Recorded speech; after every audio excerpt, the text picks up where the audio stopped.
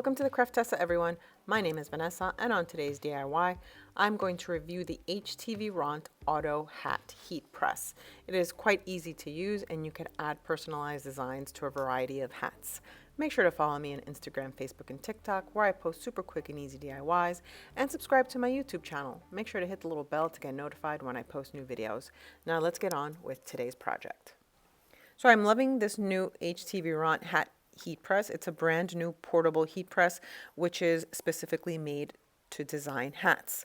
It has a built-in digital display screen, it has a timer, and it has adjustable heat settings. It comes in this pretty cool looking case, which you can leave out because it's actually pretty nice and eye-catching, and you can store it inside this portable container.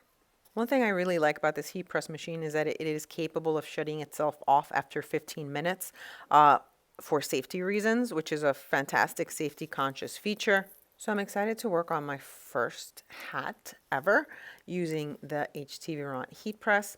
So now the first step is you're going to place the ironing mat and the materials in order on the storage lid. So it comes with this heating mat, and you can place it right on top of the heavy duty storage lid. Then I'm going to put my hat, I'm going to use a baseball cap that I'm going to make for my son, on top of the ironing mat. So the hat fits perfectly on top of the ironing mat and on the lid. So now I'm going to put this to the side, and I'm going to start to turn on the heat press itself. Now, depending on what material you're using, you can set your temperature according to that. I'm going to be using the Htvront vinyl, glossy vinyl. I love their vinyls because they weed easily and they last quite a long time. So I cut my design out on a cutting machine, and it is ready to be pressed on this baseball cap, and I'm really excited to see how it's going to turn out. So now I'm using the heat press. I put my temperature at 210 degrees, and I'm going to iron it until my design has completely transferred onto the baseball cap. You can use heat tape in order to secure the design. I ran out of heat tape, so I didn't use it, but it actually held pretty well.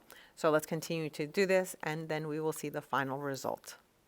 So now it's just I'm peeling it off, and this cap will be done. And it looks fantastic. It looks like it is actually store-bought.